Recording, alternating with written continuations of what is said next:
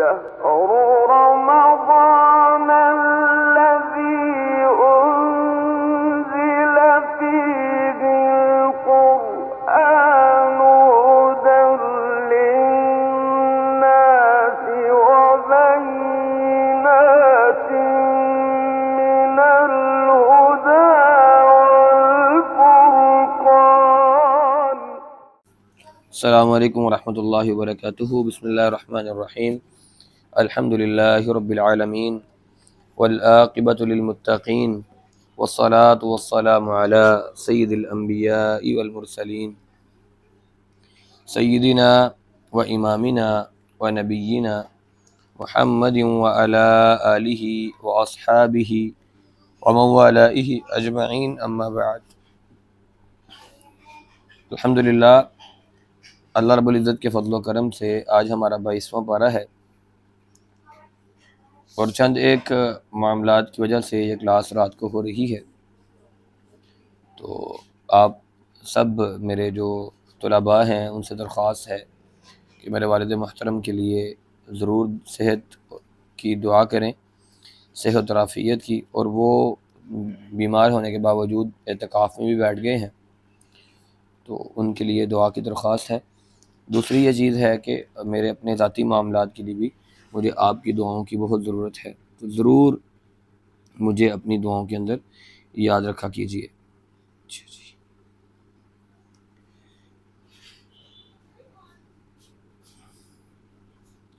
22वां पारा है।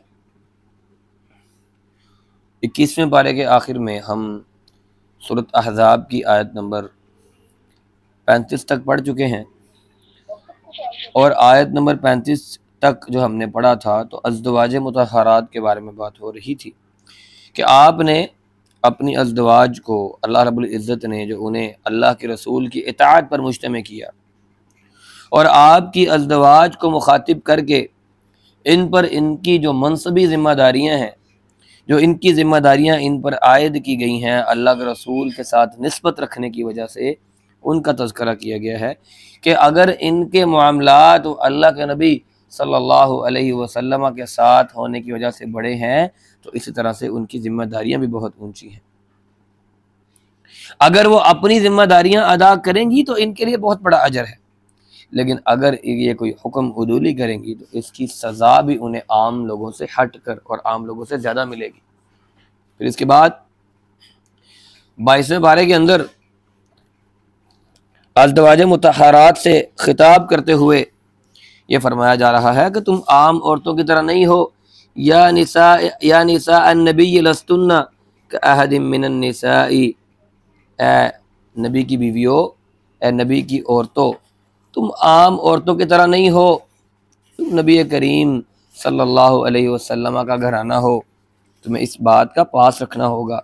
अगर तुम अल्लाह से डरने वाली हो तो फिर गैरों के साथ तुम नरम आवाज़ में बात नहीं करो, क्योंकि अगर कोई दिल की बीमारी के में मुब्तला कोई शख्स होगा तो तुम्हारी इस वजह से उसके दिल के अंदर कोई गलत सोच पैदा ना हो, बल्कि सीधी सीधी और साफ साफ बात करो। वक़र्न फ़ी बुयूतिकुन्ना वला तबर्रजना तबर्रुजल जाहिलियतिल ऊला व अक़िम्नस्सलात व आतीनज़्ज़कात व अताअना अल्लाह व रसूलहू, अपने घरों के अंदर टिक कर रहो और गुज़िश्ता जो दौरे जाहिलियत की सज धज है उस तरह बाज़ारों के अंदर निकल कर दिखाती ना फिरो। नमाज को कायम करो, ज़कात अदा करो, क्योंकि ये तुम्हारा जो असल फरीज़ा है वो नबी करीम सल्लल्लाहु अलैहि वसल्लम की इताअत और वफ़ादारी है, और इस किताब व हिकमत की रोशनी को फैलाना है जिसकी तालीम तुम्हें नबी करीम सल्लल्लाहु अलैहि वसल्लम से मिल रही है।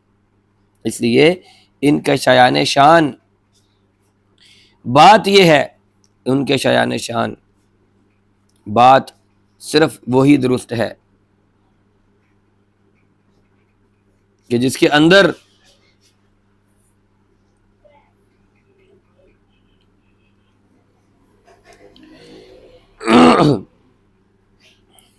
और बात सिर्फ यही दुरुस्त है कि तुम वक़ार के साथ अपने घरों के अंदर बैठो और इन मुनाफिकीन और इन मुनाफिकात के असर से अपने आप को बचाए रखो। क्यों? क्योंकि ये आपकी जो करीमुन नफ्सी है इससे गलत फ़ायदा उठाते हैं। ये तुम लोगों के दिलों में दुनिया की मोहब्बत को बढ़ा देना चाहते हैं और ये चाहते हैं कि दुनिया की मोहब्बत की तुखमरेज़ी तुम्हारे दिलों के अंदर हो जाए। और अल्लाह ताला तो ये चाहता है कि तुमसे और अहले बैत से हर किस्म की आलाइश को पाक कर। अब हम में से कुछ बेवकूफ़ लोग ऐसे भी हैं जो ये समझते हैं कि शायद अहले बैत वो चंद मखसूस लोग हैं, सिर्फ सैयदा फ़ातिमा और सैयदना अली और सैयदना हुसैन और सैयदना हसन और ख़ुद अल्लाह के रसूल सल्लल्लाहु अलैहि वसल्लम व रिज़वानुल्लाह अलैहिम अजमईन। तो ऐसी बात नहीं है, बीवियां सबसे पहले अहले बैत हैं। घर के अंदर जब इंसान की बीवी हो तो इंसान बीवी को घर वालों से जुदा नहीं मानता। हम तो बाहर निकल कर कहते यही हैं कि मैं घर वालों के लिए सामान लेने आया हूँ, जबकि वह सामान सिर्फ बीवी के लिए लेना होता है। मैं बच्चों के लिए चीज़ लेने के लिए आया हूँ तो उस बच्चों से मुराद बीवी साथ शामिल होती है। फिर इसके बाद अल्लाह रब्बुल इज़्ज़त ये चाहते हैं कि अहले बैत को हर किस्म की आलाइश से, गंदगी से पाक कर दे और सिर्फ किताब व हिकमत की तालीम और दावत के लिए इनको खास कर दे। अब ये जो अज़वाज मुतहरात को खिताब किया जा रहा है तो इन अहकामात का मतलब ये नहीं है कि अज़वाज मुतहरात किस्म किसी किस्म की कोई किसी बुरी हरकत में थी, या इनसे मकसूद इन बातों का उनको एहसास दिलाना था कि इस्लामी मुआशरे के अंदर उनका किस कदर ऊंचा मुकाम है, इसलिए इनकी जिम्मेदारियां भी दूसरों से ज़्यादा हैं। अगर इनका इखलाक और रवैया इंतहाई पकीज़ा होगा तो यही इनके शायान शान है। दूसरा मकसद मुसलमानों को इस बात का एहसास करवाना था कि ये बातें जब इतने ऊंचे गिराने के लिए जेब नहीं देती, उनको अल्लाह ने रोक दिया है, तो तुम्हें कैसे गवारा हो सकती हैं। और फिर पर्दे के अहकाम आए। इन आयात में अगरचे खिताब अज़वाज मुतहरात हैं, लेकिन असल मकसूद जो है वो तमाम मुसलमानों के घराने हैं। अल्लाह के नबी के घराने को साथ शामिल करके अल्लाह ने पुकार कर कहा है।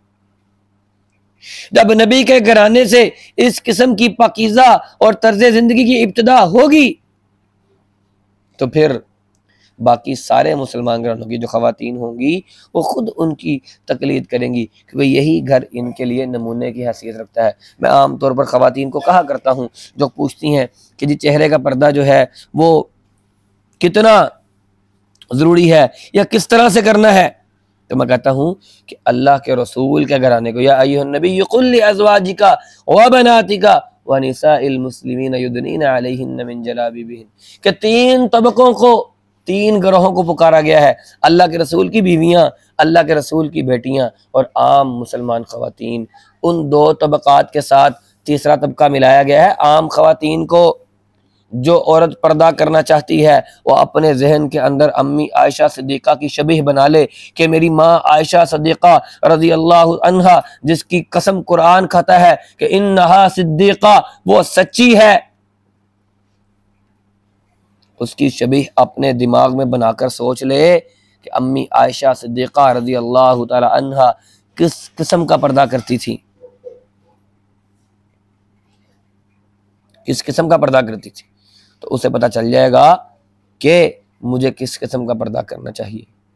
अल्लाह के रसूल की बेटी का नाम लेकर, अल्लाह के रसूल की बेटी के नाम से तस्बीहात फातिमा पढ़ पढ़ के अपने ऊपर फूंकने वाली वो लड़कियां, जरा अपने पर्दे की तरफ, अपने निकाब की तरफ खुद गौर कर लें। क्या उनका पर्दा उन्हें सईदा फातिमा रज़ी अल्लाह ताला अन्हा के साथ मिलाता है? क्या ये उनकी जानशीन इस पर्दे के साथ बन सकती हैं? बस यही कसौटी है पर्दे की। और फिर सवाल करते हैं जी शरई पर्दा, खुद ही शरई कहते हैं और खुद ही पूछते हैं पर्दा, और फिर पूछते हैं कि करना चाहिए। हमारी अक्लों पर मातम है। और फिर गैर मर्दों के साथ बातचीत करने का सलीका, बवक्त ज़रूरत एक मुसलमान औरत को किसी गैर मर्द के साथ गुफ्तगू करना मना नहीं है। औरत के चेहरे की पर्दे की तरह औरत के लिबास का पर्दा नहीं है, जैसे उसके चेहरे का पर्दा है कि कोई शख्स भी उसके चेहरे को जो गैर महरम होगा वो नहीं देखेगा। इस तरह से उसके चेहरे का पर्दा, इस तरह से उसकी आवाज़ का पर्दा नहीं है। ज़रूरी औकात में, ज़रूरत के वक्त में गैर मर्द के साथ गुफ्तगू की जा सकती है, लेकिन इस मौके पर औरत का लहजा, इसका अंदाज़े गुफ्तगू ऐसा होना चाहिए कि जिस मर्द से वो बात कर रही है उसके दिल में कोई बुरा ख्याल तक ना गुजरे और फिर औरत से वो कोई और तवक्को ना लगा ले। इसके लहजे में कोई लोच ना हो, इसकी बातों में कोई लगावट ना हो, आवाज़ में दानिस्ता किस्म की बनावट और तरमीम ना हो, तरन्नुम ना हो।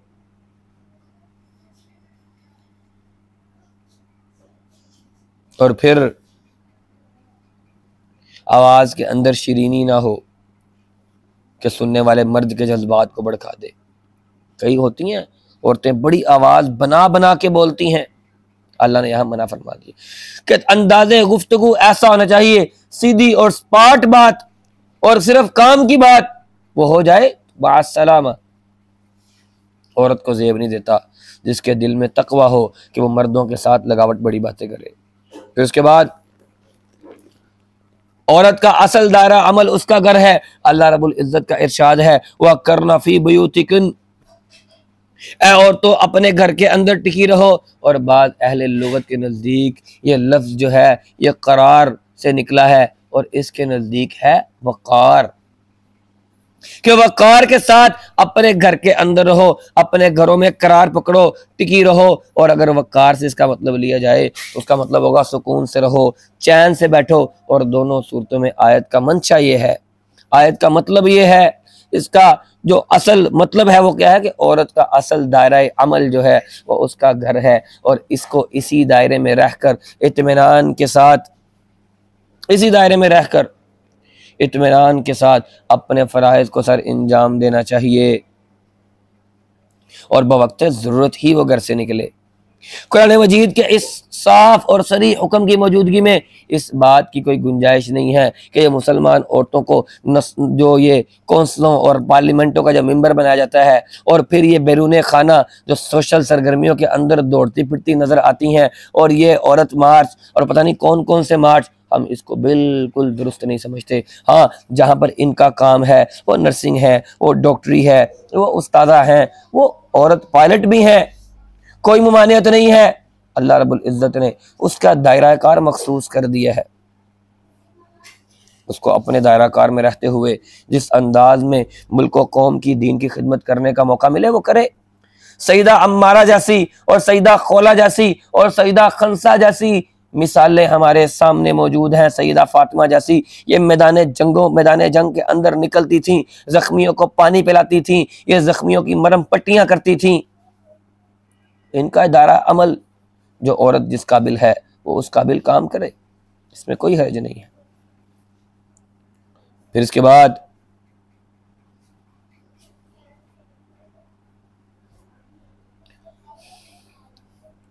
वला तबर्रजना तबर्रुजल जाहिलियतिल ऊला, इस आयत में दो अहम अल्फाज इस्तेमाल किए गए हैं जिससे समझने में आसानी होगी। एक है तबर्रुज और दूसरा है जाहिलियत। जाहिलियतुल ऊला, औरत के लिए जब तबर्रुज का लफ्ज़ इस्तेमाल किया जाएगा तो उसके तीन मतलब है। एक ये कि वो अपने चेहरे और जिस्म का हुस्न जो है वो लोगों को दिखाए, दूसरा ये कि अपना लिबास और अपने शान शौकत जो है वो दूसरों के सामने नुमाया करे, और तीसरा मतलब है अपनी चाल ढाल और अपने चटक मटक से अपने आप को नुमाया करे। और यही तशरीह इस लफ्ज़ की अकाबिर और अहले लुगत ने की है और मुफस्सिरीन ने की है। और फिर अगर इससे मुराद तीनों मुतालिब भी ले लिए जाए कि ना तो अपना चेहरा और जिस्म किसी को दिखाए, ना ही अपना लिबास और अपनी शान शौकत किसी को दिखाए, और ना ही अपनी चाल ढाल के अंदर कोई गैर वक़ाराना कोई चीज़ करे। जो कुछ भी करना चाहती है पूरे वक़ार के साथ करे कि पता चले एक गैरतमंद बाप की एक गैरतमंद बेटी आ रही है,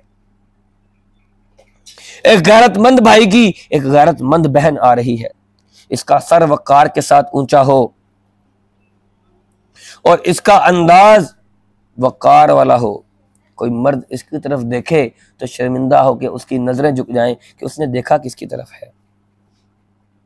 और जाहिलियतुल ऊला से क्या मुराद है? मुतलकन जाहिलियत से मुराद इस्लाम की इस्तिलाह में हर वो तर्द अमल है जो इस्लामी तहजीब और सकाफ़त और इस्लामी अखलाक और आदाब और इस्लामी जहनीत के ख़िलाफ़ हो, वो जाहिलियतुल ऊला का मतलब है। और जाहिलियतुल ऊला का मतलब वो बुराइयां हैं जिनमें इस्लाम से पहले अरब लोग और दुनिया भर के लोग मुब्तला थे। यानी अगर घर से बाहर निकलने की जरूरत पेश आए तो इस शान से ना निकलो जिस शान के साथ ये जाहिलियत के अंदर जाहल औरतें निकलती थी। ये बन ठग कर निकलना, ये चेहरे और जिस्म के हुस्न को और ज़ेबो ज़ीनत को नुमाया करना, ये चुस्त और उरिया लिबास नुमाया करना और ये नाजो अदा से चलना एक मुस्लिम मुआशरे में औरतों का काम नहीं है। ये जाहिलियत के तौर तरीके हैं जो इस्लाम में नहीं चल सकते। और अब ये बात हर शख्स खुद देख सकता है। जो सकाफत हमारे यहाँ राइज है वो कुरान की रोह से या इस्लाम की सकाफत है या जाहिलियत की सकाफत है। ये बगैर पर्दे के, बगैर निकाब के बाहर निकलना, अल्लाह ने इसको कहा है तबर्रुजुल जाहिलियतिल ऊला। और आज हम इसे क्या कहते हैं कि जी ये ज़माने की मॉडरेशन है। हम तो मॉडरेट ज़माने के रहने वाले लोग हैं। हम तो जनाब बड़े तसाहुल पसंद हैं और दीन तो सख्ती करता ही नहीं है। और उसके लिए हम सूरह बकरा की वो आयत लेकर आते हैं ला इकराहा फिद्दीन। अच्छा, अगर ला इकराहा फिद्दीन का मतलब यही मान लिया जाए कि दीन में आपके लिए कोई सख्ती नहीं है या दीन मुसलमानों पर हदूद और क़यूद नहीं लगाता, तो फिर जानी की हद 100 कोड़े और शादीशुदा जानी की हद रजम क्यों है? जानी को भी कहना चाहिए ला इकराहा फिद्दीन। तो अल्लाह के बंदो, ला इकराहा फिद्दीन का मतलब ये नहीं है कि जब तुमने मुसलमानियत का तोक अपने गले के अंदर डाल लिया, अपना सर अल्लाह के आगे झुका दिया और इस्लाम कबूल करके सर तस्लीम खम कर दिया, उसके बाद तुम कहो ला इकराहा फिद्दीन। नहीं, जब तुम मुसलमान नहीं थे, जब तुम यहूदी और ईसाई थे, उस वक्त तुम्हारी गर्दन पर किसी ने तलवार रख के नहीं कहा कि अल्लाह रब्बुल इज्जत का दीन कबूल कर लो। ये है ला इकराहा फिद्दीन, कि दीन को कबूल करवाने में तुम्हारे ऊपर कोई सख्ती नहीं की गई। तुम्हें दीन कबूल करने के बाद कोई डंडे मार मार के नहीं कहेगा चलाओ नमाज पढ़ने चलें। अल्लाह ने रास्ता दिखा दिया, ये है रास्ता, क़द तबय्यन रुश्द मिनल गई।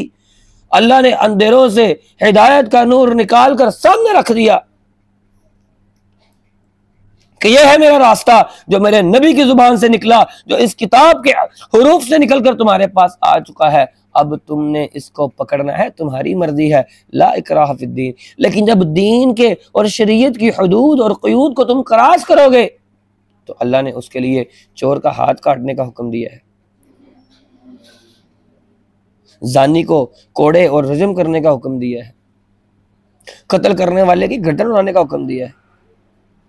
मुसलमान ने जब अल्लाह रब्बुल इज़्ज़त के आगे सर तस्लीम खम कर दिया तो जहां उसने सर उठाया बगावत में, वहां पर उसके लिए सज़ा मौजूद है। वहां ला इकराहा फिद्दीन का असूल नहीं रख सकता। फिर इसके बाद ये जाहिलियत के तौर तरीके, ये इस्लाम के अंदर नहीं चलते। एक मुसलमान मर्द, एक मुसलमान औरत जब वो कहती है ला इलाहा इल्लल्लाह मुहम्मदुर रसूलुल्लाह या अशहदु अल्ला इलाहा इल्लल्लाह व अशहदु अन्ना मुहम्मदन अब्दुहु व रसूलुहु, उसने सर तस्लीम खम कर दिया कि अल्लाह तू मेरा इलाह है, तूने मुझे पैदा किया है, मैं तेरा बंदा हूं, मैं तेरा अब्द हूं। एक गुलाम होके सर कैसे उठा सकता है कि मैं ये नहीं करता, मेरी जिस्म मेरी मर्जी है, मेरी सोच मेरी मर्जी है, मेरा बदन मेरी मर्जी है, मैं ये नहीं करूंगी और मैं ये नहीं करूंगा, ऐसा मुमकिन नहीं है। काजी अबू बकर बाकलानी मुतवफ़ी 542 हिजरी, वो कहते हैं कि मैंने अपनी सेहत में कोई 1000 से ज़्यादा मुकामात देखे हैं।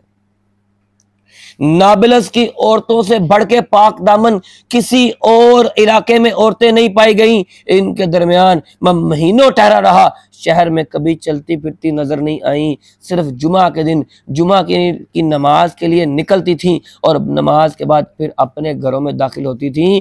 पर्दादारी और बाइस्मती इतनी थी कि यही कैफियत थी मैंने मस्जिद अक्सा की मोतकिफ ख़वातीन के अंदर पाई, वरना और जगह मैंने जहाँ जहाँ औरतों को बेपर्दा चलते फिरते पाया वहाँ तरह तरह की बुराइयों को, फितनों में मुब्तला देखा मर्दों को। और ये हाल 542 हिजरी का है, आज 1445 हिजरी है। कोई गैरतमंद मोमिन ये लाहौर, कराची, ये दिल्ली, लखनऊ, काहना, ये तहरान और अनकरा और इस्तांबुल और बगदाद और दमिश्क के अंदर खुल्लम खुल्ला बेहयाइयां देखने की ताब ला सकता है? जरा निकल कर देखे। एक बार एक गैरतमंद मोमिन जरा निकल कर लाहौर यूनिवर्सिटी तो चला जाए, एक बार जरा लाहौर के 2-3 डिफेंसों के इलाके तो घूम ले, जरा लाहौर के अंदर 2-3 बार लिबर्टी से चक्कर तो लगाए। घर से निकलने को दिल नहीं करता कि घर से निकल कर नीचे बाजार में इंसान थोड़ी देर के लिए रुक जाए? ऐसा मुमकिन नहीं है। पाकिस्तान के अंदर जो हालात इस वक्त हैं, अल्लाह अकबर। यहाँ पर एक वक्त ऐसा भी था कि अखबारात के अंदर जो औरतों की तस्वीरें छपती थी, सुबह निकलने से पहले पहले वो तस्वीरें काट ली जाती थी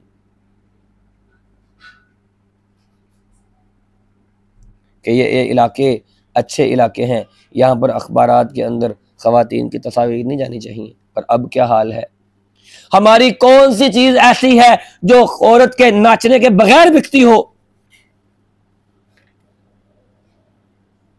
तो नाजियों ने, अमेरिकन जब औरतों को उठाया, जर्मनों ने, और उन्होंने ये तारीख रकम की और अंग्रेजों की बेइज्जती करने के लिए उन्होंने उनकी औरतों को एड्स पर लगाया।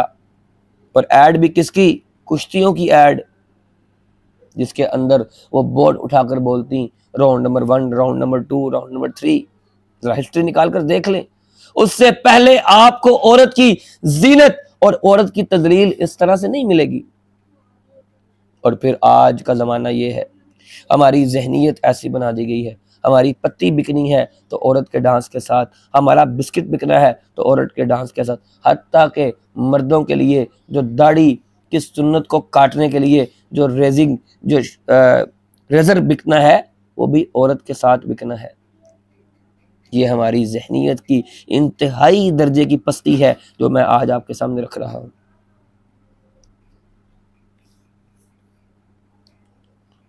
आयत नंबर 36 से लेकर 39 तक, अल्लाह और अल्लाह के रसूल के फैसले के सामने किसी किस्म के चूहों चुरा की गुंजाइश नहीं है। सैयदना ज़ैद और ज़ैनब के वाक़े में रज़ी अल्लाह तआला अन्हुमा इसकी तरफ एक इजमाली इशारा किया गया, जिसमें सबसे पहले ये हकीकत वाज़ेह फरमाई कि जब किसी मामले में अल्लाह और अल्लाह के रसूल का हुक्म आ जाए, कोई फ़ैसला हो जाए, तो कोई मोमिन या मोमिना के लिए उसमें चूँ चुरा करने की गुंजाइश बाकी नहीं रह जाती। अल्लाह और इसके रसूल का हक़ सबसे बड़ा है। अगरचे ये आयत ख़ास मौके पर नाजिल हुई थी, वमा कान लिमुमिनिन वला मुमिनतिन इज़ा क़ज़ल्लाहु व रसूलुहु अमरन अन यकून लहुमुल खैरतु मिन अमरिहिम, मगर इसका जो हुक्म इसमें बयान किया गया है वो इस्लामी आइन का असल उसूल है और इसका इतलाक पूरे इस्लामी निज़ाम ज़िंदगी पर होता है।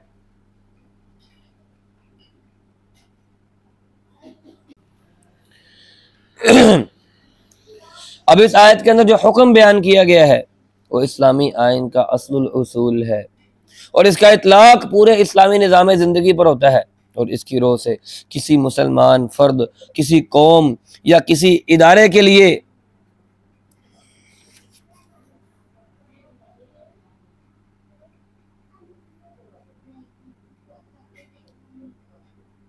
किसी सूरत ये बात दुरुस्त नहीं है, किसी सूरत ये बात दुरुस्त नहीं है कि जिस मामले में अल्लाह और अल्लाह के रसूल का हुक्म आ जाए तो उस मामले के अंदर वो अल्लाह के रसूल के हुक्म को एक तरफ करते हुए ख़ुद अपनी राय इस्तेमाल करें।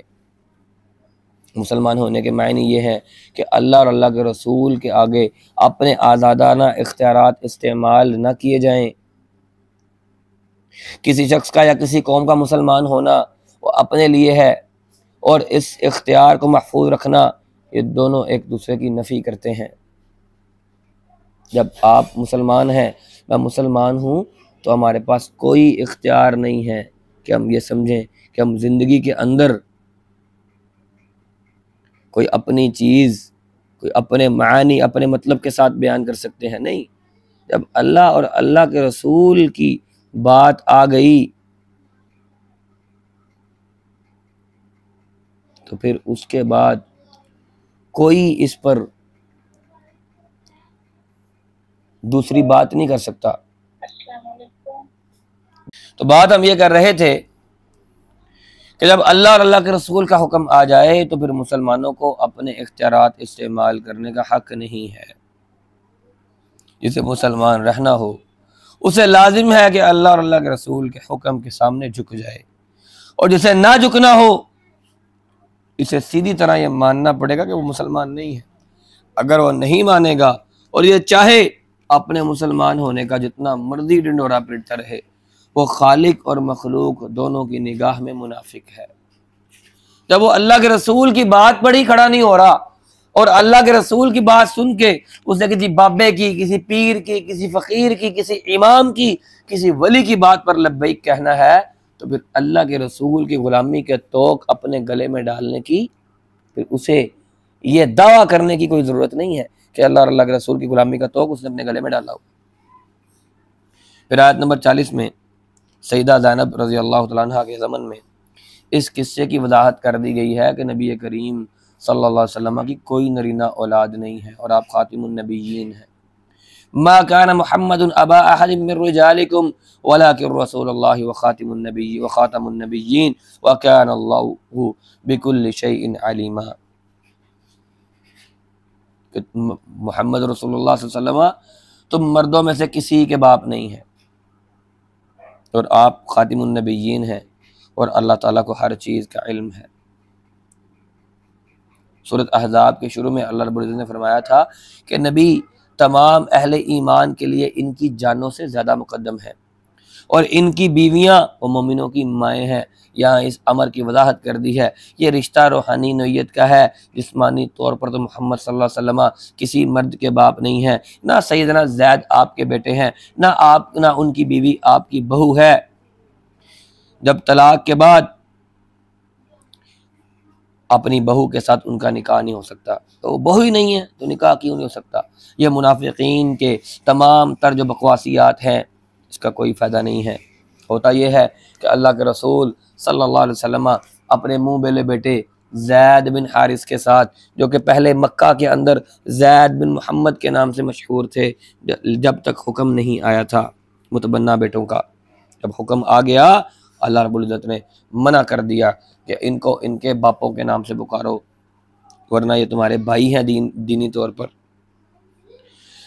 अल्लाह के रसूल ने उनके साथ अपनी कज़न का रिश्ता किया था और रिश्ता नहीं चल पाया। अल्लाह के रसूल ने सैयदना ज़ैद को मना किया कि तुम तलाक ना देना, लेकिन वो मियाँ बीवी की जो म्यूचुअल अंडरस्टैंडिंग थी वो नहीं हो पा रही थी।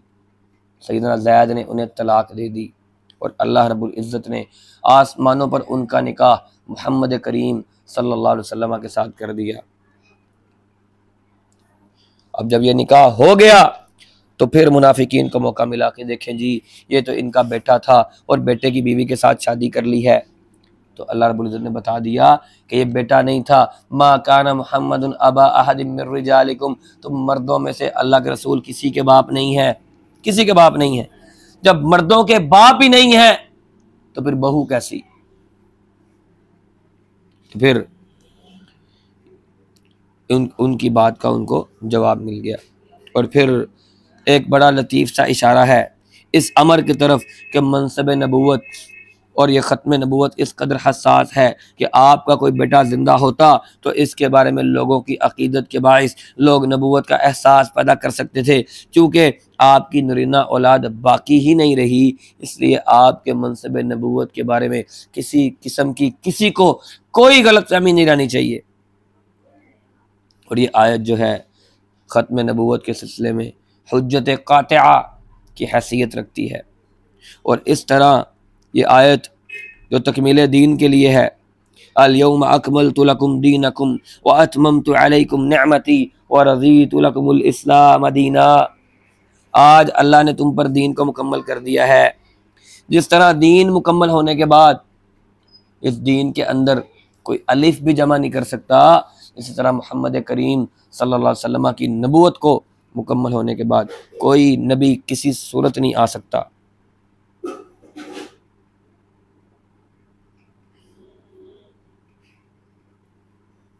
अब किसी नए नबी की ज़रूरत नहीं रही, लेकिन इस गरज से आइंदा कई झूठे जो मुद्दई जो नबूवत के हैं वो रही, उन्होंने बार बार इसकी धज्जियाँ उड़ाई, नबूवत के दावे किए, झूठ बोले। ये मुसलमा कज़्ज़ाब जैसे लोग तो अबू बकर सिद्दीक के दौर में कट गए, लेकिन ये हमारे मिर्ज़ा गुलाम अहमद कादियानी जैसे लोग ये यहाँ पर बाथरूमों के अंदर मरते रहे, कोई इन्हें काट नहीं सका। और फिर आयत नंबर 41 से लेकर 48 तक मुसलमानों को यह हिदायत की गई है कि वो ज़्यादातर अपने आप को अल्लाह की याद में मशगूल रखें। नबी करीम की बासत की शक्ल में अल्लाह ने इन पर बड़ा अजीम रहमत की है ताकि इन्हें कुफर की तारीकियों से निकाल कर ईमान और इस्लाम की रोशनी में आना नसीब हो जाए। हुवल्लज़ी युसल्ली अलैकुम व मलाइकतुहु लियुखरिजकुम मिनज़्ज़ुलुमाति इलन-नूर व काना बिल-मुमिनीना रहीमा। ये मोहम्मद करीम सल्लल्लाहु अलैहि वसल्लम ये आपके लिए दुआएं करने वाले हैं, ये आपके लिए रहमतें मांगने वाले हैं। ये अल्लाह पर आपकी अल्लाह की आप पर भेजी गई बहुत बड़ी रहमत है। तो इसलिए मुसलमानों को चाहिए कि वो अल्लाह के ज़िक्र के अंदर वो अपने आप को मशगूल रखें और नबी करीम सल्लल्लाहु अलैहि वसल्लम को मुखातिब करके आपके जो फ़रीज़ा मनसबी है उसकी याद दहानी करवाई गई है कि आप लोगों के लिए अल्लाह के दीन की शहादत देने वाले हैं, गवाही देने वाले हैं। जो इसको कबूल करें इनको जन्नत की बशारत दें, जो इस गवाही को रद्द कर दें इन्हें दोज़ख की आग से डरा दें। आप अल्लाह के दाई हैं, लोगों को कुफर और शिरक की तकीली जो तारीकियों से निकालने के लिए चराग हैं और चराग हिदायत हैं। इस गरज से इस फ़र्ज़ की अदायगी में आप बराबर लगे रहें। ये कुफ़ार और मुनाफिकीन की जो तारीकियाँ हैं, इनकी जो एज़ार रसानियाँ हैं, इनकी जो पहुँचाई गई तकलीफ़ें हैं, इससे आप परेशान नहीं हो। या अय्युहन नबिय्यु इन्ना अर्सलनाका शाहिदन व मुबश्शिरन व नज़ीरा व दाइयन इलल्लाहि बिइज़्निही व सिराजम मुनीरा। अल्लाह ने आपको रोशन चराग बनाया है, वो रोशन चराग जो लोगों को तारीकियों से निकाल कर हिदायत की तरफ लेकर आता है। आप अपना फ़र्ज़ मनसबी अदा करते रहें, इनकी तकलीफ़ों परेशानियों पर न जाएं। हमारे मुसलमानों ने इस पैगाम की तरफ गौर नहीं करना, वो फंस जाते हैं सिराजम मुनीरा पे आके कि अल्लाह के रसूल नूर है। उससे पहले क्या बताया जा रहा है उसकी हमें परवाह नहीं, वो फंसे हैं सिराजम मुनीर पर आके कि अल्लाह के रसूल को सिराजम मुनीर कहा गया है। आप इंसान नहीं हैं, आप नूर हैं। जो पहले कहा गया है वह दाइयन इलल्लाहि बिइज़्निही व सिराजम मुनीरा, वह दाइयन इलल्लाहि बिइज़्निही को साथ मिला लिया जाए तो सिराजम मुनीरा की बात अपने आप समझ लग जाती है। हमारा हिसाब वही है। एक नशई किस्म के पीर को पकड़ा, हाँ भी तुम नमाज क्यों नहीं पढ़ते? तो कहता कुरान में आता है नमाज ना पढ़ो। कहाँ आता है? या अय्युहल्लज़ीना आमनू ला तक़रबुस सलात, ऐ मोमिनो नमाज की तरफ ना जाओ, नमाज के पास भी ना जाओ। तो जब आगे पढ़, आगे क्यों नहीं पढ़ता? वान तुम सुकारा, जब तुम नशे की हालत में हो। कहता पहले मैं पहली आयत पे तो अमल कर लूँ, जब पहले हिस्से पर अमल कर लूँगा फिर दूसरा हिस्सा पढ़ूंगा। अभी तुम्हारा पहले हिस्से पर अमल चल रहा है। भाई यही हमारे मुसलमानों का हिसाब है।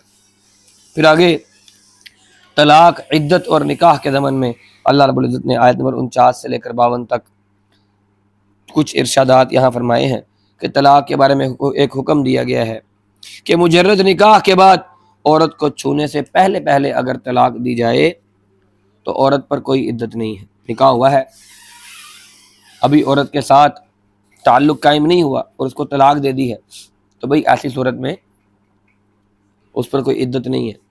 तलाक दी है तो फिर उसको बेहतर अंदाज में रुखसत करो, उसे कुछ दे दिला के रुखसत करो। और फिर इस बात का ऐलान फरमाया गया है कि आप पर निकाह के सिलसिले में 4 की कैद और पाबंदी नहीं है।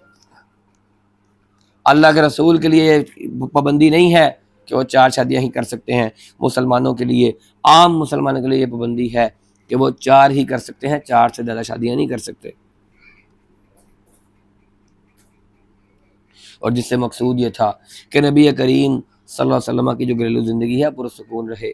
अपनी बीवियों के साथ जैसा सलूक आप चाहें वैसा करें, जिसके पास जाना चाहें जाएं, ना जाना चाहें ना जाएं, आपको कोई रोक टोक नहीं है, क्योंकि अल्लाह ताला चाहता है आपकी घरेलू ज़िंदगी सुकून में रहे। नबूवत की इतनी भारी जिम्मेदारियों के साथ ये घरेलू उलझने ये आपको तंग ना करें। आपकी जो अज़वाज मुतहरात हैं वो आँखों उनकी भी आंखें ठंडी रहें, इनके भी दिल राज़ी रहें, और आपकी अज़वाज आम औरतों की तरह ये दुनियादारी के ख्याल करने के बजाय नबी आखिरुज़्ज़मा की बीवियों का सा किरदार अदा करें, यानी आपकी दावत और इस्लाह के अंदर मुआवन बने। इस आज़ादी के बावजूद अल्लाह के रसूल ने किसी बीवी के अज़दवाजी हक में कभी कोई कमी बेशी नहीं फरमाई थी, ना किसी ज़ौजा ने दुनियादार बीवी का किरदार अदा किया, बल्कि उन्होंने आपके साथ मिलकर इंसानी फ़ौज और इंसानी फलाह का वो कारनामा तर अंजाम दिया कि अल्लाह जल्ला शानहू ने इन्हें सारी उम्मत की माओं का मुकाम इनायत फरमा दिया, और इनका जिक्र करते हुए अहले ईमान के सर झुक जाते हैं, और जिनके सर झुकते नहीं हैं वो कटने के काबिल हैं, वो अहले ईमान नहीं है। और मुनाफिकीन को तंबीह की गई है कि अज़वाजे मुतहरात के मामले में अपनी बकवासियात को बंद करें और नबी करीम सल्लल्लाहु अलैहि वसल्लम की अज़ियत का बाइस न बने। अल्लाह तुम्हारे दिलों को जानता है, उसको पता है तुम्हारे दिलों के अंदर क्या पनप रहा है। और फिर आयत नंबर 53 से लेकर 55 तक अज़वाजे मुतहरात के लिए पर्दे का हुक्म आया है। आम मुसलमानों को नबी करीम सल्लल्लाहु अलैहि वसल्लम के घरों में बगैर इजाज़त के दाखिल होने से मना किया गया है, और बुलाए जाने की सूरत में मुतल्लका मामले के ख़त्म होते ही वापस जाने की तलकीन की गई है। लोग अल्लाह के रसूल के पास आके बैठ जाते थे, फिर वहाँ से जाते ही नहीं थे, और अल्लाह के रसूल मुरव्वत के हमारे उन्हें कहते भी नहीं थे कि जाएं चले जाएं। तो फिर आपकी अज़वाज और आम मुसलमान ख़वातीन के लिए पर्दे की हिदायत की गई हैं, ताकि मुनाफिकीन को नबी करीम सल्लल्लाहु अलैहि वसल्लम की जो एज़ार रसानी और मुसलमान ख़वातीन के साथ जो छेड़खानी का मौका मिलता है वो ना मिले। और ये अदब सिखाया गया है कि अज़वाज मुतहरात से अगर कोई चीज़ मांगनी हो तो पर्दे की ओट से मांगी जाए, और अज़वाज मुतहरात तुम्हारी माएँ हैं, इन माओं के साथ अल्लाह के रसूल सल्लल्लाहु अलैहि वसल्लम की वफ़ात के बाद किसी सूरत निकाह नहीं हो सकता। इसके बाद आयत नंबर 56 से लेकर 58 तक नबी का हक सलात है, ना कि तकलीफ पहुंचाना है। उम्मत को इस बारे में तलकीन की गई है कि नबी को सताना या आपके किसी साथी को तकलीफ देना, इसकी संगीनी अपनी जगह है। नबी की ज़ात अक़दस तो ये हक रखती है कि इन पर दुआए रहमत यानी सलात पढ़ी जाए। इन्नल्लाह व मलाइकतहु युसल्लूना अलन नबी या अय्युहल्लज़ीना आमनू सल्लु अलैहि व सल्लिमू तस्लीमा।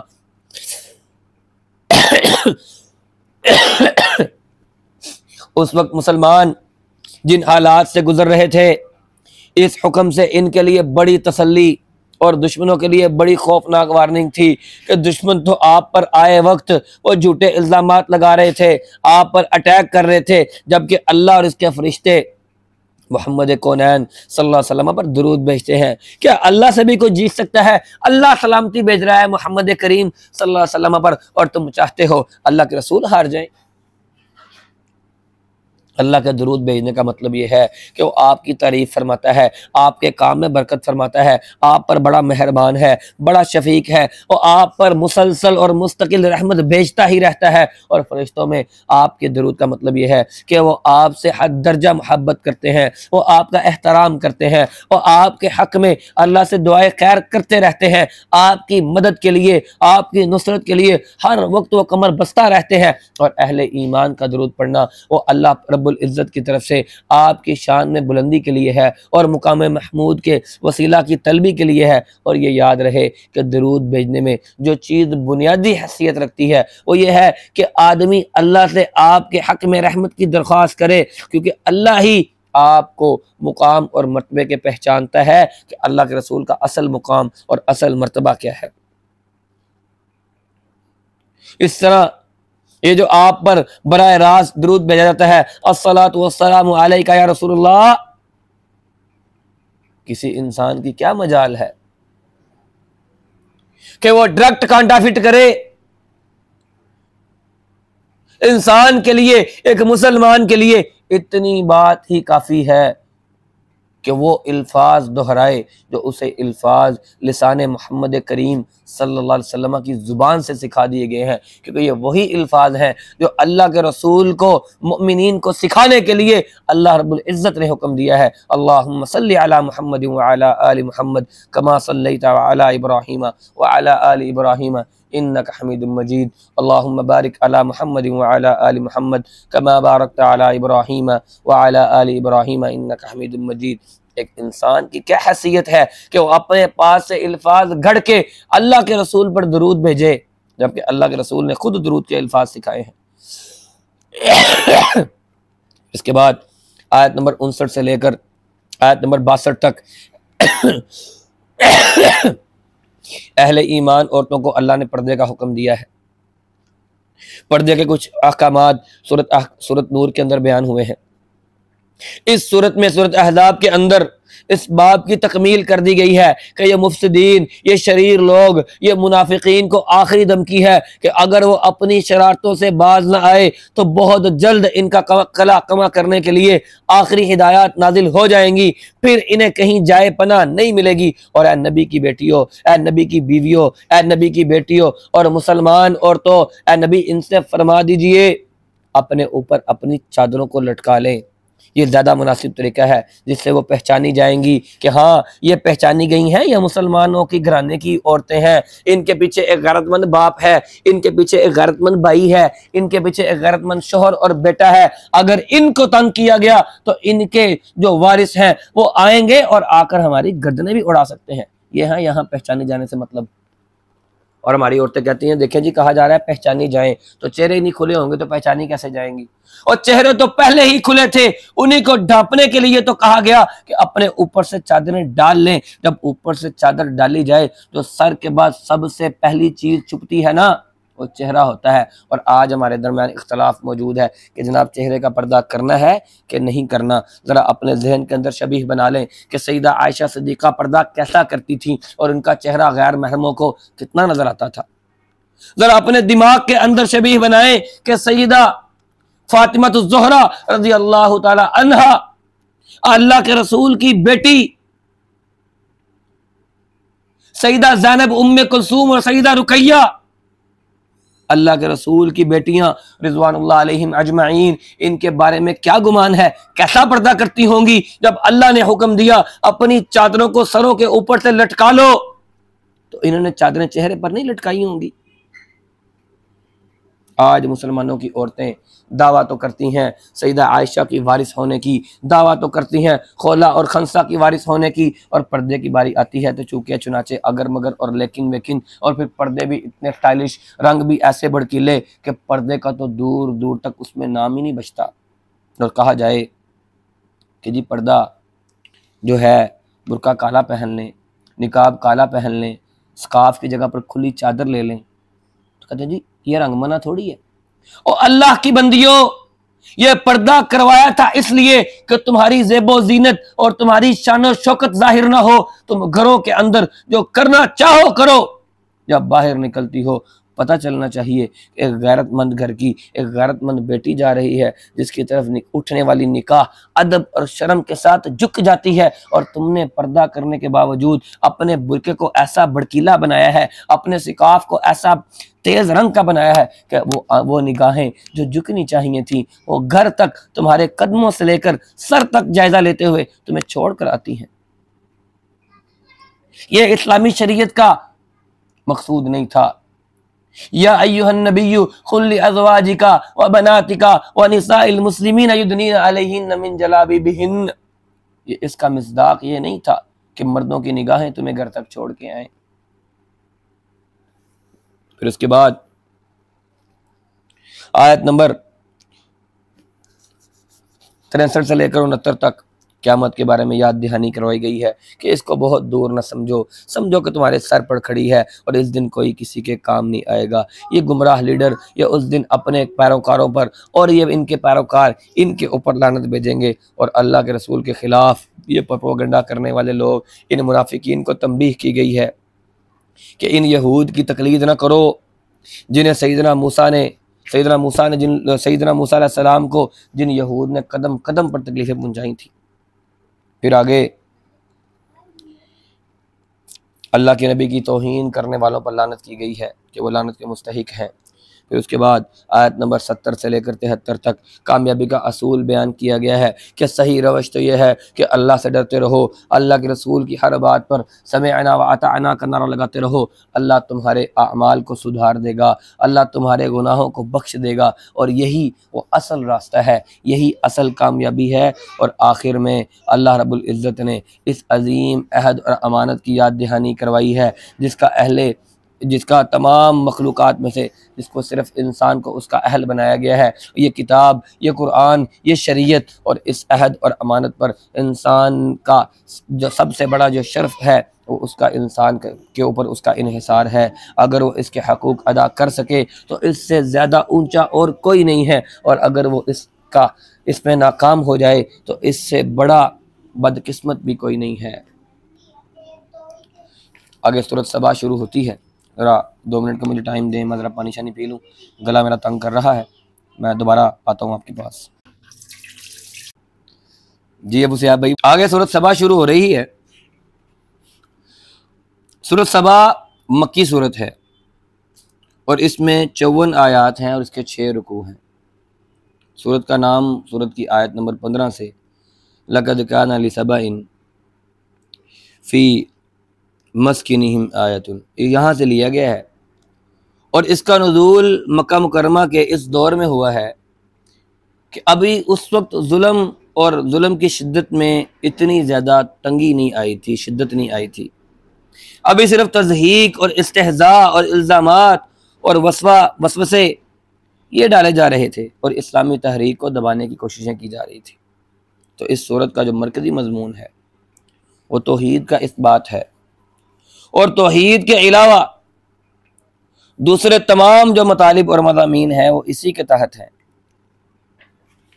और इस सूरत में इस्लाम की हक़ानियत को साबित करने के लिए पिछली कौमों की तारीख़ इस नुक्ता नज़र के साथ पेश की गई है कि इस्लाम कबूल करना अल्लाह ताला की नेमतों का शुक्र अदा करने का एक तरीका है।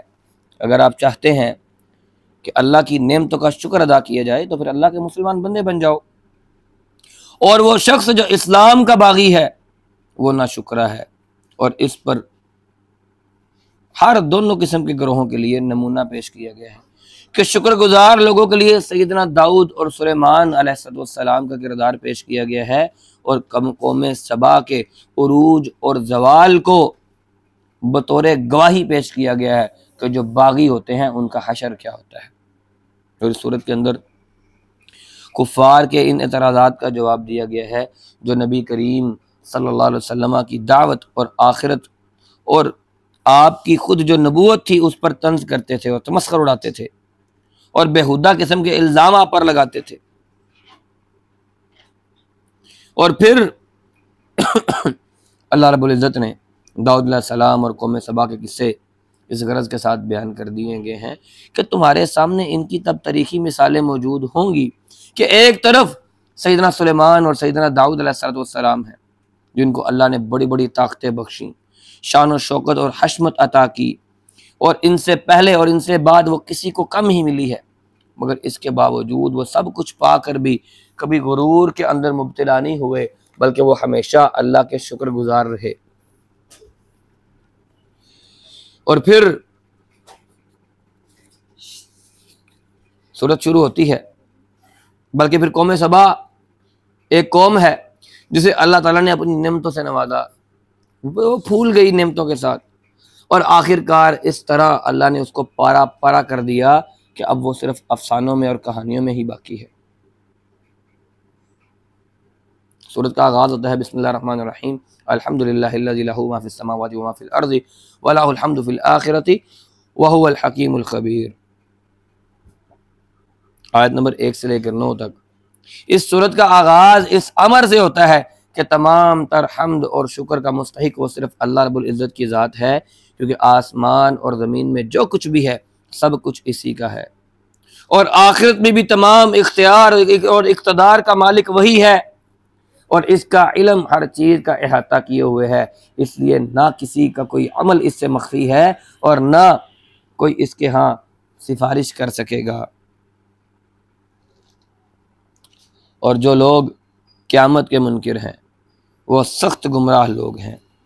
और आखिरत एक ऐसी हकीकत है जिसे कोई टाल नहीं सकता, और अल्लाह की जो सिफ़ात हैं उनका लाज़मी तकाज़ा है कि आखिरत कायम हो। और जिनके अंदर इल्म की रमक कुछ बाकी है वो जानते हैं कि कुरान जिस तौहीद और क़यामत की दावत दे रहा है ना वो बिल्कुल हक़ है। सिर्फ वो लोग जो बेफ़िक्र हैं, जो लापरवाह लोग हैं, जो फजूल किस्म की सोचों के मालिक हैं, जिनके अज़हान सही तरह से काम नहीं करते, वो ये समझते हैं कि क़यामत नहीं आनी। फिर इसके बाद अल्लाह रब्बुल इज़्ज़त ने आयत नंबर 10 से लेकर 14 तक सुलेमान अलैहिस्सलाम के बारे में और दाऊद अलैहिस्सलाम के बारे में बात की है कि ये जो कुरैश के लोग हैं जुटलाने वाले, इनको तंबीह की गई है कि इन बाप बेटा इन नबियों की मिसाल इनके लिए बयान फरमाई है कि सैयदना दाऊद अलैहिस्सलाम पर जो ख़ास अल्लाह ने इनामात किए थे वो ये थे कि लोहा इनके लिए नरम कर दिया गया था, और जिस तरह चाहते अपने हाथों के साथ लोहे को मोड़ कर, हमारे उस्ताद साहब क्या करते थे कि लोहा उनके हाथों में आकर मोम बन जाता था, जिस तरह चाहते उसको मोड़ लेते। आज भी ये फेसबुक पर जितनी चीज़ें चलती हैं ना, तो उनके अंदर आता है कि सबसे पहले ढाल किसने बनाई या सबसे पहले ज़रा किसने बनाई, कहते हैं दाऊद अलैहिस्सलाम ने। तो इसी वजह से कहते हैं कि लोहा उनके हाथों में नरम होता था, और जानवर और परिंदे इनके हमरा तिलावत करते थे, तस्बीहात बयान करते थे। और सलमान अलैहिस्सलाम पर जो अल्लाह ने नेमतें की, उनमें एक नेमत ये थी कि अल्लाह रब्बुल इज़्ज़त ने इनके लिए हवाओं को मुसख्खर कर दिया, जो उनके हुक्म पर जिधर वो जाना चाहते थे इन्हें ले चलती थी। और इनको हैरत अंगेज़ क़ुव्वतों और नेमतों को पाने के बावजूद, इस तरह की सल्तनत को पाने के बावजूद, कभी वो अपने गुरूर के अंदर और कभी तकब्बुर के अंदर मुब्तला नहीं हुए, बल्कि अपने रब के शुक्रगुजार और फरमाबरदार बने रहे। और ये बात पक्की है, जो अल्लाह का शुक्रगुजार बंदे जो इस दुनिया के अंदर पाए जाएंगे वो हमेशा थोड़े होंगे। व क़लीलुम मिन इबादियश शकूर। कल क्या कहा था कि हमने फैसला करना है कि हम कुरान के मुताबिक अक़लियत में है कि अक्सरियत में है, क्योंकि कुरान क्या कहता है, अक्सरुहुम ला यअलमून, अक्सरुहुम जाहिलून। अल्लाह ने जाहलों की अक्सरियत बताई है, अल्लाह ने शुक्रगुजारों की अक़लियत बताई है कि बड़े थोड़े बंदे हैं जो अल्लाह का शुक्र अदा करते हैं। हमारे कुछ पुराने बुजुर्गों में से, सलफ़ सालिहीन में से गुजरे हैं, वो कहा करते थे दुआएं, अल्लाह मुझे थोड़ों में शामिल कर दे, अल्लाह मुझे कलीलों में शामिल कर दे। तो किसी ने पूछ लिया कि भाई कलीलों के अंदर क्यों शामिल होना चाहते हैं आप, तो उन्होंने यही कहा, व क़लीलुम मिन इबादियश शकूर, बड़े थोड़े बंदे हैं जो अल्लाह का शुक्र अदा करते हैं अल्लाह के बंदों में से। फिर आयत नंबर 15 से लेकर 21 तक अहले सबा की नाशुक्री बयान की गई है। पहले अल्लाह ने 2 शुक्रगुजार बंदों और 2 नेक बंदों का जिक्र किया गया है। अब आगे अल्लाह ने नाशुक्री कौम और मुल्क सबा का तज़किरा किया है कि जिन्हें अल्लाह ने बड़ी खुशहाली अता की थी। इनके इलाके के दाएं बाएं लहलहाते फलदार बाग थे, इनकी ज़मीनें ज़राई थीं, इनकी आबो हवा और मुल्क और बड़ा उम्दा और खुशबूदार था। अल्लाह ने कुरान में कहा, बलदतुन तय्यबतुन व रब्बुन गफूर। अल्लाह इन पे बड़ा मेहरबान था और इनका जो शहर था बड़ा तैयब था, मीठा पानी था, ज़ख़ीरा करने के लिए बड़ा बड़ा इनके पास डैम बनाने का सलीका था, और इसके साथ साथ अल्लाह ने इन्हें सफरी सहूलतें मुहैया की हुई थी, रिज़्क़ की फरावानी थी, वो अमन में थे, बेखौफ थे, सुकून था, इत्मीनान था। मगर जब उन्होंने अल्लाह की नाशुक्री की तो अल्लाह ने इन पर इन्हीं का डैम तोड़ दिया, सैलाब इनके ऊपर आ गया, अल्लाह ने इनके हरे भरे बागों को उजाड़ दिया, और जिनके फल थे वो बदमज़ा हो गए, और हमने इनकी नाशुक्री का इनसे बदला ले लिया। और अल्लाह कहता है हम ऐसा सख्त बदला नाशुक्र लोगों के सिवा किसी और को नहीं देते। अल्लाह ने कुरान के अंदर इस नाशुक्री को कुफर के साथ भी मैच किया है। ला इन शकरतुम ला अज़ीदन्नकुम वला इन कफरतुम ला इन अज़ाबी लशदीद। मेरा शुक्र करोगे मैं तुम्हें ज्यादा दूंगा। इस शुक्र के मुतज़ाद में अल्लाह ने कुफर को बयान किया है, इसका मतलब है नाशुक्री कुफर है। फिर आगे अल्लाह रब्बुल इज़्ज़त ने इस कौम सबा के बारे में कहा है कि अल्लाह ने इन्हें तितर बितर कर दिया, इनको अफसाना बना दिया, और हर साबिर और शाकिर के लिए इनकी कौम के अंदर बड़ी इबरत मौजूद है। फिर आगे आयत नंबर 22 से लेकर 30 तक अल्लाह रब्बुल इज़्ज़त ने इन शुरका और शुफ़ा की तरदीद की है। ये जो अल्लाह रब्बुल इज़्ज़त ने, ये जो कौमें हैं, जो ऐसे लोग हैं जो सल्तनत वगैरह हैं, अल्लाह रब्बुल इज़्ज़त इनकी किस्मतें बनाता भी है, बिगाड़ता भी है। जैसे सैयदना दाऊद और सुलेमान अपने शुक्र की वजह से अल्लाह इनको बुलंदियों पर ले गया, और कौम सबा नाशुक्री की वजह से ज़मीन के नीचे चली गई। अब ये लोग जो इन बनावटी माबूदों को पुकार कर देख लेते हैं, क्या इनमें कोई ताकत है कि किसी की इज्जत को ज़िल्लत में बदल सकें या किसी की ज़िल्लत को इज्जत में बदल सकें? और नबी करीम सल्लल्लाहु अलैहि वसल्लम को ये हिदायत की जा रही है कि अगर ये मुशरिकीन महज बेदलील और अपनी जो अना है, अपने जो गुरूर है और अपनी जो ज़िद है, इस पर अड़े रहना चाहते हैं तो इनका मामला अल्लाह के हवाले कर दे। हमने आपकी बासत को सारी दुनिया के लिए रहमत बनाया है, लेकिन ये अक्सर लोग जानते नहीं हैं। फिर देख लें, अक्सरुहुम ला यअलमून वमा अरसलनाका इल्ला काफ़्फ़तल लिन्नासि बशीरन व नज़ीरा वलाकिन्न अक्सरन्नासि ला यअलमून।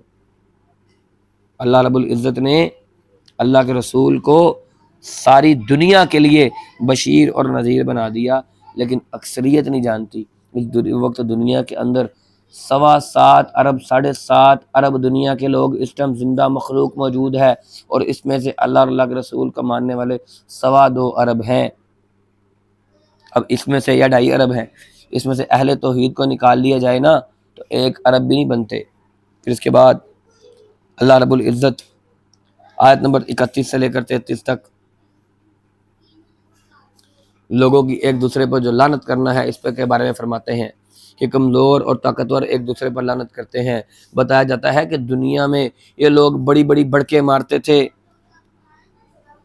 और कुफर पर ये कायम लोग अपने कुफर पर बरकरार रहने के लिए गप्पे हाँकते हैं, लेकिन रोज़े क़यामत ये एक दूसरे को पहचानने से ही इनकार कर देंगे, बल्कि अपनी अपनी बेईमानियों की जिम्मेदारी एक दूसरे पर डाल देंगे।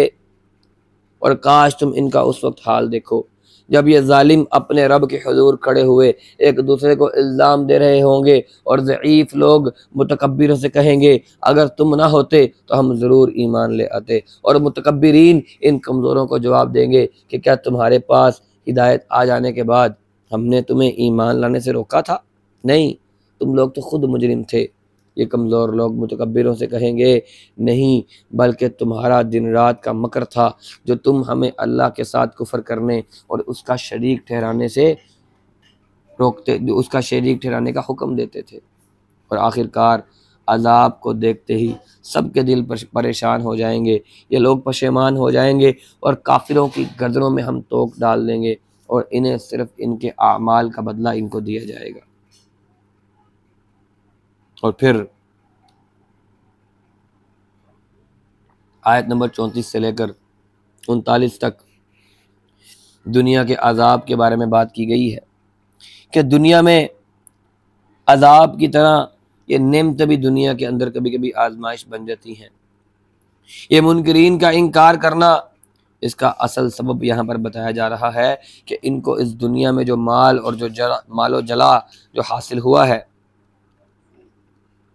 वो इसे समझते हैं कि शायद हम अल्लाह की तरफ से मंजूर हैं, अल्लाह रब्बुल इज़्ज़त ने हम पर ये रहम किया हुआ है, जबकि ऐसा नहीं है। ये दुनिया की नेमतें अल्लाह सुब्हानहू व तआला जिसे देता है वो आजमाइशों के लिए देता है कि इनको पाकर, इन नेमतों को पाकर वो अल्लाह का शुक्रगुजार बंदा बनता है या न शुक्रा बनता है, और आखिरत में इसके साथ अल्लाह ताला इसके अमल के मुताबिक मामला करेगा। आखिरत में मामला दुनिया के अंदर मिली गई जो जायदाद होगी, जो दौलत होगी, जो दुनिया के अंदर जो मालो जलाह मिला होगा, जो मालो जलाल मिला हुआ होगा, उसके मुताबिक फ़ैसला नहीं होना कि तुम दुनिया के अंदर कितने बड़े चौधरी थे, आओ उसके मुताबिक तुम्हें जन्नत में दाखिल कर दिया जाए। आखिरत के अंदर जो चीज़ मिलनी है वो दुनिया के अंदर जो आमाल होंगे उसकी बुनियाद पर मिलनी है। और फिर आयत नंबर 40 से लेकर 43 तक ये बात बतलाई गई है कि दुनिया के अंदर तुम जिनकी पूजा करते थे, उन लोगों ने आखिरत में तुमसे मुनकर हो जाना है, वो आखिरत में तुम्हारे मुनकरीन हो जाएंगे। आयत नंबर 40 से 43 तक ये दुनिया में एक दूसरे के दबाव का लिहाज करते हुए या लिहाज में आकर हक का इनकार करने वाले ये महशर के रोज़ एक दूसरे को पहचानने से इनकार कर देंगे। अल्लाह ने यह तंबीह की है कि जिन अपने माबूदों की हिमायत में ये लोग कुरान और नबी की मुखालफत के लिए आज अपनी आस्तीनें चढ़ाए हुए हैं, आज अल्लाह के रसूल के दुश्मन बने हुए हैं, इनका ये हाल होगा कि जब क़यामत के दिन फरिश्तों से सवाल करेगा कि क्या ये लोग तुम्हारी पूजा करते रहे हैं, तो वो फ़ौरन इजहार बरात करेंगे कि ये हमारी नहीं, ये शैतान की पूजा करते रहे हैं, हम तो इन्हें जानते ही नहीं हैं, हमने तो इन्हें कभी कहा ही नहीं था।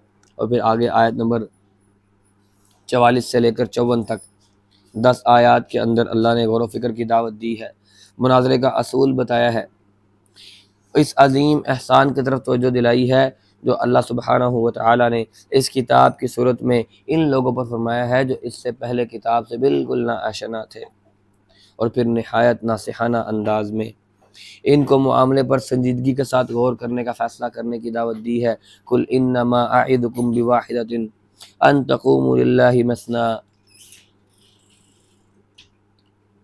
कि मैं तुम्हें इस बात की तरफ तवज्जो दिलाता हूँ कि तुम अल्लाह के लिए अकेले अकेले खड़े हो जाओ, मसना व फुरादा सुम्मा ततफक्करू, अकेले अकेले खड़े हो जाओ या दो दो मिल के खड़े हो जाओ, अपना दिमाग लड़ाओ, सोचो कि तुम्हारे हिसाब में कौन सी ऐसी बात है जो जुनून किसी हो, तुम्हारे हिसाब में अल्लाह के रसूल तुम्हें कौन सी ऐसी दावत पेश कर रहे हैं जो पागलों वाली बात है।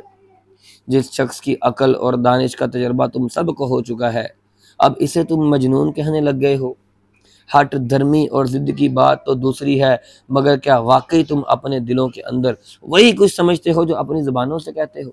तुम अल्लाह के रसूल को पागल कहते हो, नाउज़ बिल्लाह मिन ज़ालिक, तुम अल्लाह के रसूल को जादूगर कहते हो, तुम अल्लाह के रसूल को फितना कहते हो। क्या तुम सच में ऐसी ही बात अपने दिलों के अंदर समझते हो? और ये भी सोचो कि हमारा नबी तुमसे कोई मजदूरी नहीं मांग रहा, बल्कि वो तो तुम्हारी खैर ख्वाही चाहता है, और फिर भी तुम उसकी बात मानने से इनकारी हो। तुम्हें चाहिए कि तुम्हें ये जिस तरफ बुलाता है उस खैर की तरफ ईमान ले आओ। अगर ये वक्त निकल गया तो फिर हमेशा हमेशा के लिए पछताओगे, लेकिन ये गुजरा हुआ वक्त तुम्हारे हाथ नहीं आएगा। अल्लाह रब्बुल इज़्ज़त से दुआ है कि अल्लाह रब्बुल इज़्ज़त हमें सही मानों के अंदर कुरान मजीद को समझने की तौफीक अता फरमाए। व आखिर दावाना अनिल हम्दुलिल्लाहि रब्बिल आलमीन। आगे सूरत फातिर है और सूरत यासीन है, ये कल हम इंशाल्लाह 23 पारे के साथ करेंगे।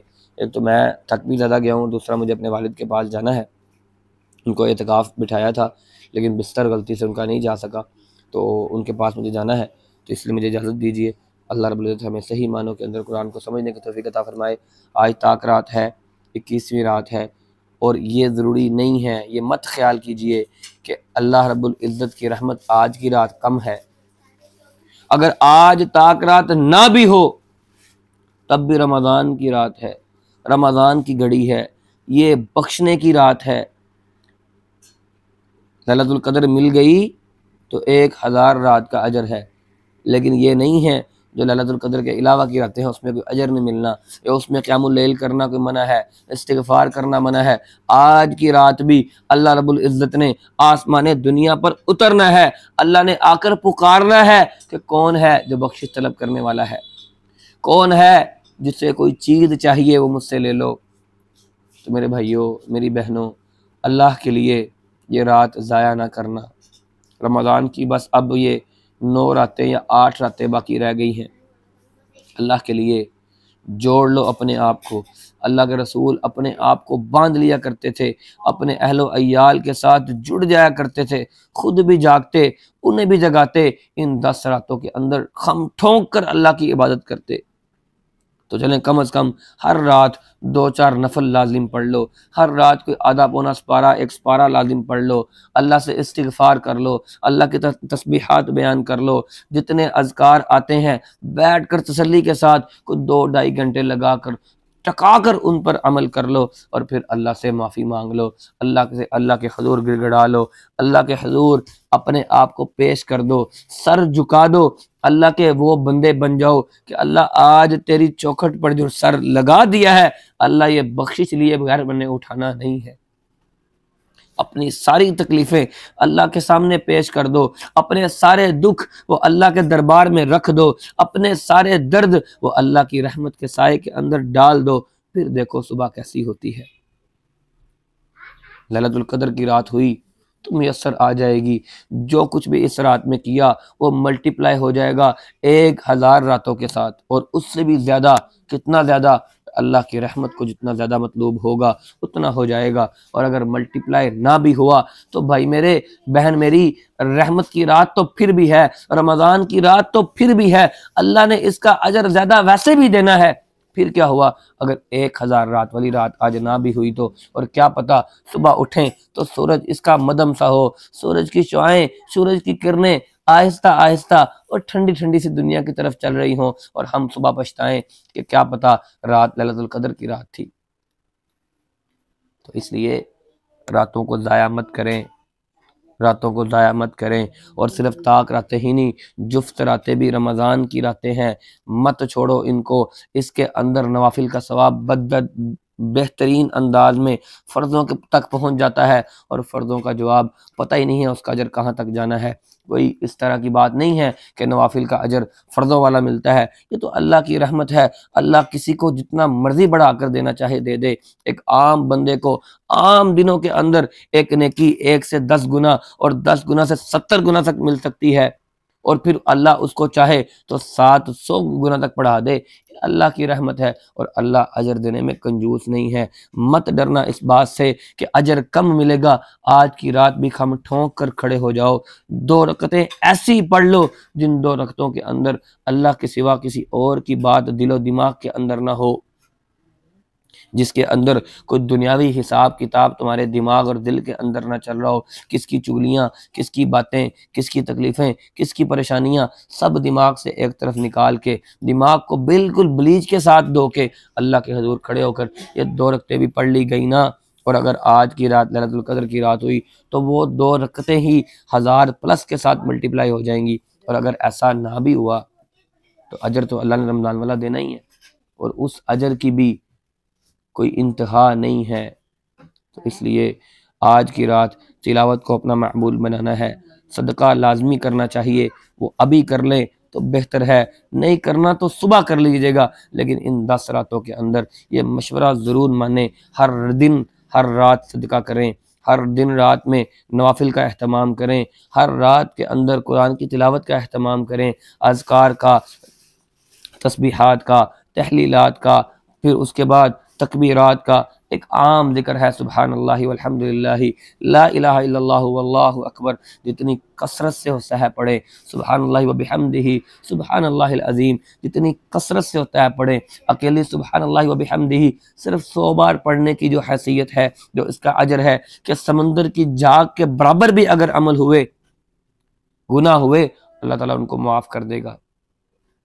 फिर इस्तिग़फ़ार है, रात में बैठ जाओ, कोई 1000 2000 3000 बार बैठ कर तसल्ली के साथ अपने रब से माफ़ियाँ मांगो, इस्तिग़फ़ार करो, उसकी शान बयान करो, उसकी हम्द बयान करो, अपने आप को अल्लाह के हुज़ूर पेश कर दो। आज की रात ज़ाया ना होने पाए, क्या पता कल की रात हमें मिलनी भी है या नहीं मिलनी। कल की रात अल्लाह इस हाल में ले आए कि हम अल्लाह की इबादत करने के काबिल ही ना रहें, कौन जानता है। तो इसलिए अल्लाह से रहमत की उम्मीद रखते हुए हम कल में ज़रूर दाखिल होंगे, लेकिन आज जो रात मुयस्सर है इसको ज़ाया ना करो। पहली 20 रातें कैसी गुजरी, कैसी नहीं गुजरी, अल्लाह बेहतर जानता है। आज की रात जो मिल गई, और आज की जो अगली 9 रातें या 10 रातें या 8 रातें जितनी हमें मुयस्सर आनी हैं, और जब तक ज़िंदगी बाकी है, इन रातों को ज़ाया ना किया जाए। अल्लाह सुब्हानहू व तआला से दुआ है कि अल्लाह ताला हमें लैलतुल क़द्र में अपनी इबादत करने की तौफ़ीक़ अता फ़रमाए, और बाकी रातें बाकी रातें उन्हें लैलतुल क़द्र की तरह गुजारने की तौफ़ीक अता फ़रमाए और ऐसे अमल करने की तौफ़ीक अता फ़रमाए जिन अमल का अल्लाह रब्बुल इज़्ज़त के यहाँ शर्फ़ मक़बूलियत उसके उन अमाल को मिल जाएगा। अल्लाह सुब्हानहु व तआला हमें मुआफ़ कर दे, हमारी तकलीफ़ें परेशानियाँ अल्लाह ताला दूर कर दे, हमारे नामा अमाल के अंदर हमारे गुनाहों से अल्लाह सर्फ़ नज़र कर दे और क़यामत के दिन हम जब अपने रब के हुज़ूर पेश हों, हमारा नामा अमाल हमें दाएँ हाथ में दे दिया जाए और हम हँसते मुस्कुराते अल्लाह की जन्नत के अंदर अल्लाह के नबी के मसाहिब बनकर अल्लाह की जन्नत के अंदर वक्त गुजारें। अल्लाह ताला हमें और आपको अपनी जन्नतों के अंदर इसी तरह इकट्ठा कर दे जिस तरह इस दुनिया के अंदर इकट्ठा किया था। व आखिरु दावाना अनिल हम्दुलिल्लाहि रब्बिल आलमीन। वस्सलामु अलैकुम व रहमतुल्लाहि व बरकातुहू।